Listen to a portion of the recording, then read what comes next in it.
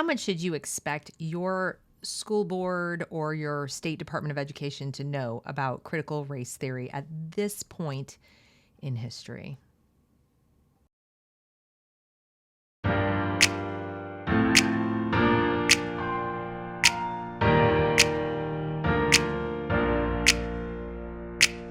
I was asked to review a recording from the Ohio channel of the State Board of Education meeting.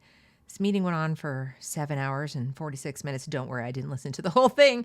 I was told what timestamp to jump in on. And even then, I think I listened to 6.5 minutes of it before I just couldn't listen anymore. And here's why. And it's not the first time this has happened, by the way. I've had people send me documents or send me recordings saying, what do you make of this? Or what do you think of, what these people are saying? And I couldn't listen anymore because I got so frustrated with people who've been elected or appointed to important decision-making positions over our schools, over our kids. Let's get right down to it, over our kids and their education, who at this point, April 2021, and that would be, we're looking at least 6 months, if not longer, after President Trump signed an executive order banning critical race theory in any setting that receives federal funds, even with contractors that the federal government uses, okay? And there was a fair amount of news about it because it got a lot of pushback. So we're months and months and months and months hence of that, right? And Joe Biden just tossed it out, wrote his own executive order and, put it back in. It sort of accelerated the use of it. So you would think people who work in these settings, people who are probably immediately impacted by President Trump's executive order in the first place, because they probably already hired diversity officers or contracted with people to provide training for teachers. I know they did because we saw all over this country many people who were suddenly, frozen in limbo saying, well, we can't do that. We've already paid for this. We can't use it. What do we do? That was actually used to raise money for Joe Biden. And it was, the union was doing that. We need to, stop this and so forth. So excuse me if it strains credulity to hear people at the state level say, I really don't. We've had a lot of public comment about critical race theory and the 1619 Project, and it's very repetitive, and we've had so many people, and they're bringing their testimony to us from both sides. They're very careful to talk about it. From both sides, they're very careful to walk that middle line of, both people feel very passionate about it. But, we really don't know that much about it. We really don't even know what it is. Does anyone really know what it is? Do not be fooled by this. You have two choices.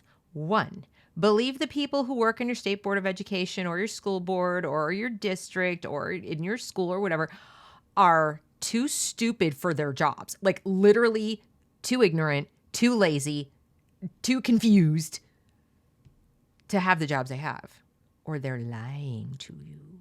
They're lying to you. They're trying to pretend that this thing that they've almost across the board bought in on, they've already implemented policies and procedures to the point where they had to have all this public comment where people were screaming at them and get this out of the classroom and or keep it in the classroom, because usually those are the people who have a stake in it or just are true believers. But in order for them to have made the decision in the first place, you would like to believe they took a look at what the heck it was. And I grant you, in many cases, it wasn't called critical race theory. Okay. That said, the people selling them on the idea that racism is a power struggle, that is, it's always there, that every disparity comes down to racism, that we need to divide the world into oppressors and oppressed, etc., they would have at least explained it that way. And considering they're proud of the critical theory behind what they do, you would like to believe that at some point, the people in the district or the State Board of Education would have said, where do these ideas come from? Where's the research on this? How do you know that this is the way it actually is in our schools? How do we know that if we implement this, it will actually do anything. It will actually fix the things that are broken that we want, that we are promising parents and children and other stakeholders we're going to fix.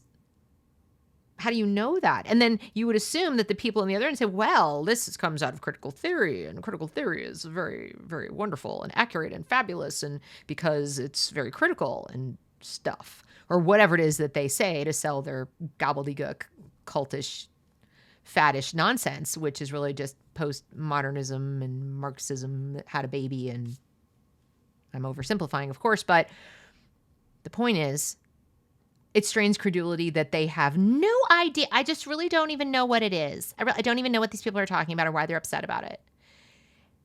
And even if you don't know what critical race theory is, even if you leave aside that vocabulary, they have adopted and implemented policies, procedures, approaches to education, equity, that use language that makes it clear what they intend to do.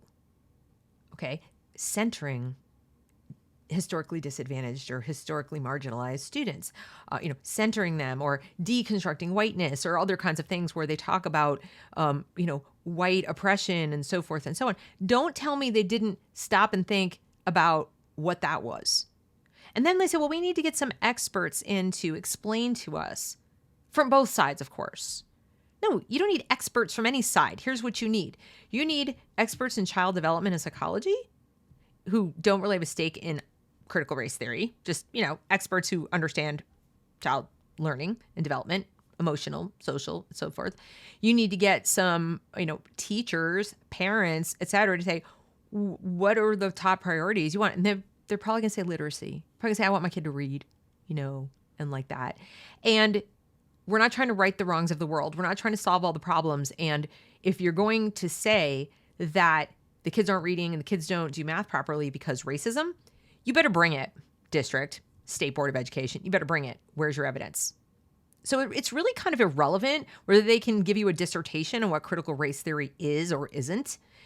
They need to stand behind the decisions they've made, and they need to explain how what they've chosen as a path is going to actually benefit the kids. It really comes down to that. They don't need experts to explain to them what critical race theory is, to decide if it's good or bad or whatever.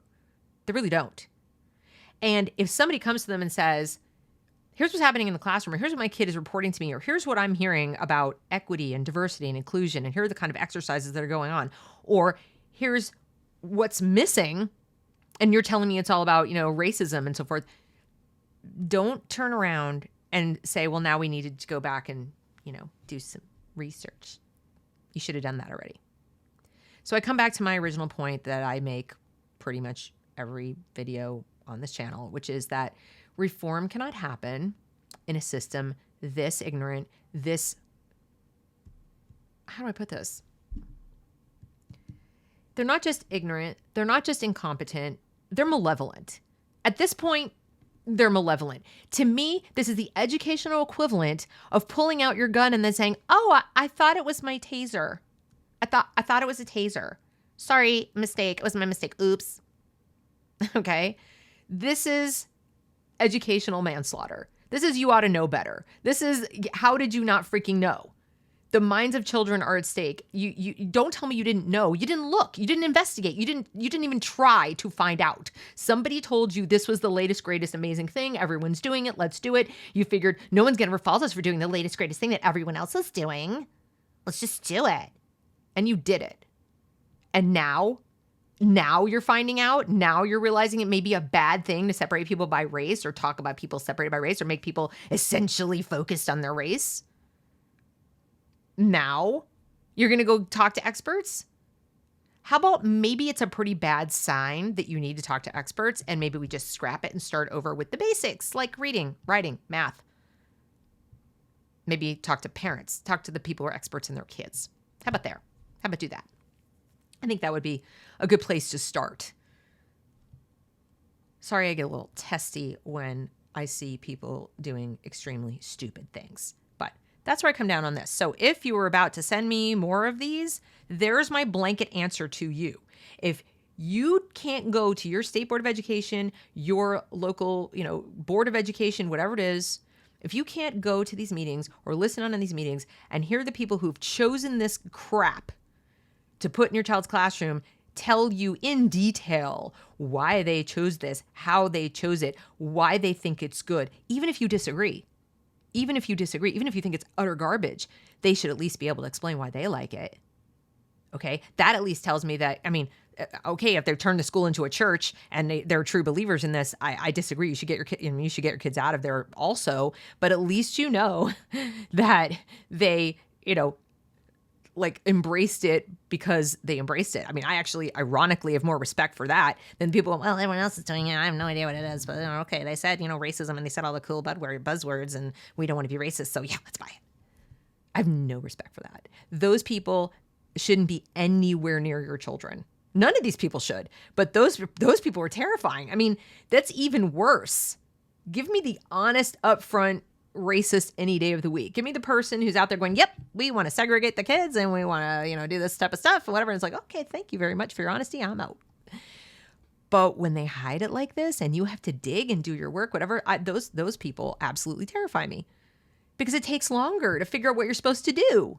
And now it's taking me longer to explain to parents and have them really believe me because so many are like, but they seem so nice and they seem like they're genuinely trying to help. They're not. They're not.